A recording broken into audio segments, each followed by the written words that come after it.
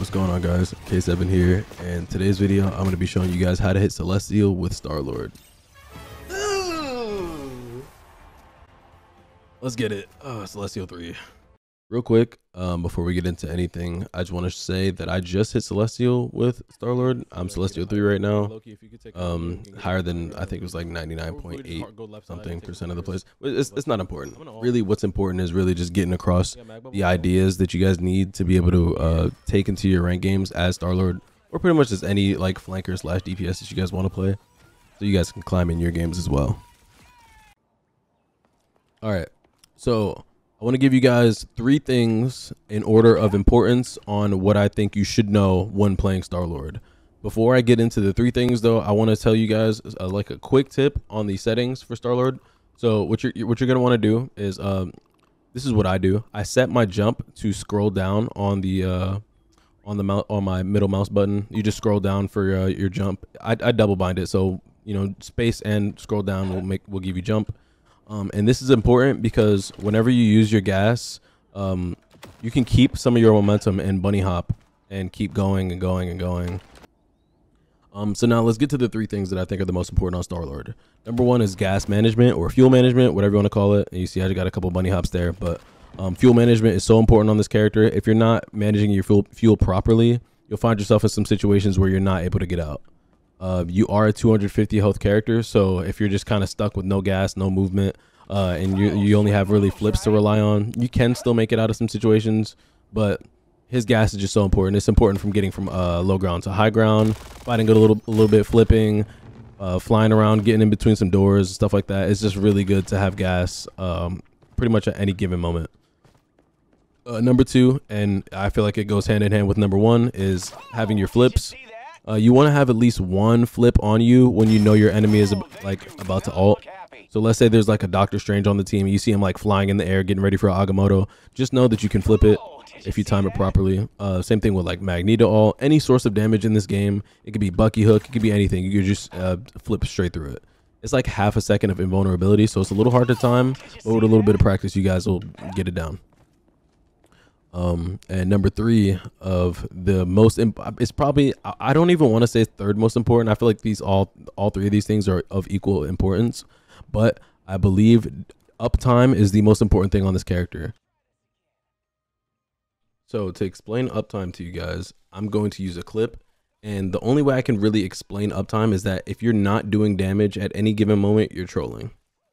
So to pretty much run this point home, I want to show you guys that I start this clip using my ultimate. My ultimate is on, you know, it's 0%. I start this clip 0% ult. And uptime is basically at any given moment, I'm always trying to do damage to any enemy that I can see. Right here, I pop my E on two enemies, stacks them all, charge them at 23%. I'm thinking like maybe I check somebody out and, you know, kill them at spawn. No, I need to be doing damage the whole time so I can get my ult back faster in this quick, like as quick as possible. Pop E on 3 people, and then I'm at 50%. I'm still shooting, still looking at people to shoot. I'm getting low, so I have to stop the uptime. If I die, I will be dead for like 10 seconds. And that's damage that I will not be doing because I'll be in the respawn screen. But now pop E again, 80% ult. Reload, shooting again, flip, I'm shooting. I fly up, I'm just about to get ult. I see my Captain America diving this guy in the back. Get my ult, immediately pop it.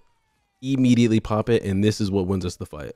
Just look at, like, if for a second or 2 seconds I wasn't dealing damage or I wasn't doing what I was supposed to do in this clip, that Star-Lord gets ult before me and he probably kills me. But my uptime was better than his, so I got my ult before he did, and I'm still alive in the fight. He's in the respawn screen, I'm clearing the point, and we end up winning this game because my uptime was just better than his. His uptime is just so important in this game. It just, I can't even, like, I can't stress that enough. So another tip I want to give you guys about playing Star-Lord is the 90-degree rule. I learned this pretty recently, and I think it's probably the best tip I've ever gotten playing this game. So as a flanker DPS, basically like playing Star-Lord, this works on other characters as well. You can think of like Psylocke and stuff like that. You want to be playing 90 degrees basically from the enemy team. So I'm just taking these like galactic bots for example. Imagine this is the team fight, right? We're just sitting there fighting team versus team. So instead of being here with my team, trying to fight the galactic bots, right? Trying to, go back, battle for battle. It wouldn't take much for the galactic bot to be like, okay, the Star-Lord is standing there. I'm shooting this guy. Oh, the Star-Lord is here. Let me just turn and shoot him too. That takes nothing. Like I can shoot here, shoot here. It takes really no brain power at all. But if instead, let's say I wanted to play 90 degrees from the galactic bots and I'm like being annoying. I'm like shooting them over here. Now the Galactobot is like, okay, I'm shooting this. Now I have to turn and deal with the Star-Lord. I have to make a decision. Like now it's a decision to be made. Here, doesn't matter. It's not a big difference from here to here, but from here to here, that's big. Like, so now you have to think, if I'm playing Doctor Strange instead of Galactobot, am I going to shield the damage from the team here, or am I going to shield the damage from the Star-Lord? Now, or am I going to go run at the Star-Lord and try to, move him out of his position? Am I going to rush the team? It starts to create decisions for the other team to make. Now, don't think of this so linear. You don't have to be exactly 90 degrees. It could be like here. I could be shooting from over here, right? Or even if we're not on the same playing field, if I'm like a floor above them, I could be shooting from up here. Like, don't think of it so linear. Just know that if you can be in a different position to be shooting at the enemy team, you should take that spot. So that goes for any map that you're playing on. If you're finding people in these choke points, if you're just sitting behind your Doctor Strange and you're shooting at the team with the rest of your team, you're not playing Star-Lord properly. Of course, there's going to become some situations where you're just going to be with your team and you're shooting, and that's okay. Just try to find little rooms with health packs or high ground that you can take or anything like that, to where you can play these off angles to where you can shoot at the enemy team and make them have to use resources on you to get you away from them. This combined with, good uptime is pretty much the key to hitting Celestial in this game with Star-Lord. All right, so the next ability I want to talk about really quickly is Star-Lord's E. So I use E for two different reasons. One is to clean up hard to hit targets. So think of like supports in the back line, like Invisible Woman or, Luna, or maybe there's a Psylocke I'm kind of chasing around trying to kill her, and I'll pop my E. And it's to farm ult charge. So right here, I'm at 70% ult. I'm going to tap E. And I'm at 85. It gives roughly 15% ult charge if you're able to hit 2 targets. And the reason that that's important is because in a situation like where both teams are support ulting at the same time, and you guys are kind of just stuck there all fighting together, meshed up together, you can hit really big E's. In this first clip that I'm going to show here, I'm like kind of like talking to my Magneto like, yo, can you bubble me so I can go into E? And then I go in and I pop my E and I get a ton of value off of my E. Gives me a good chunk of ult charge. And in other clips that I'll show here as well, instead of asking my teammates to help me when I pop my E, I just kind of pop it whenever their support ults are all on top of each other. So a good Star-Lord ult looks different in different situations. I'm going to tell you guys pretty much how I like to use the ultimate. You're not always going to be,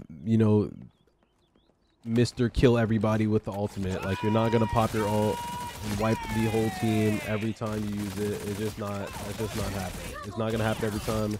It'll happen sometimes where you pop the ult, you'll get a couple kills, maybe you get 2, maybe you'll get 3, or maybe you'll just get 1, but that's all okay. It doesn't matter as long as you're getting something out of it. His ult should be used to get support ults out. His ult left unchecked is probably one of the most dangerous ults in the game, just because the time to kill is pretty good, and you can actually kill like, let me see how many bots I can kill.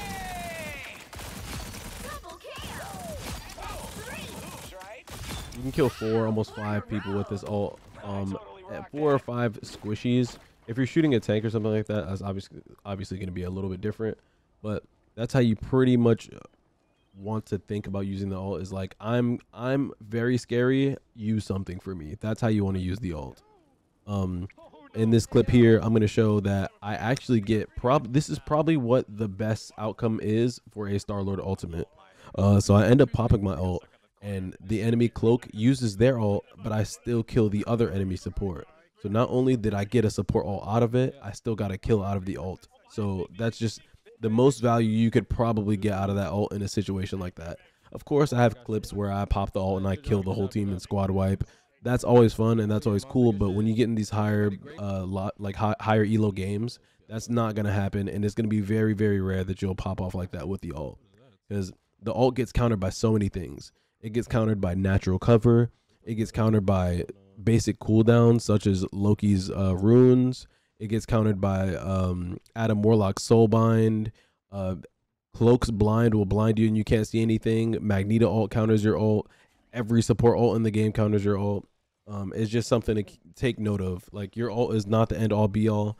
There is counters to it, so knowing how to use it properly will get you these games won in a lot of these high elo lobbies. It's funny because, like, I didn't even mention that you could just die in Starlord ult. Like, you can ult and it doesn't even matter if they like CCU or whatever. You could just die. Like, they don't even have to pop support ults. If they just click on you, you can die.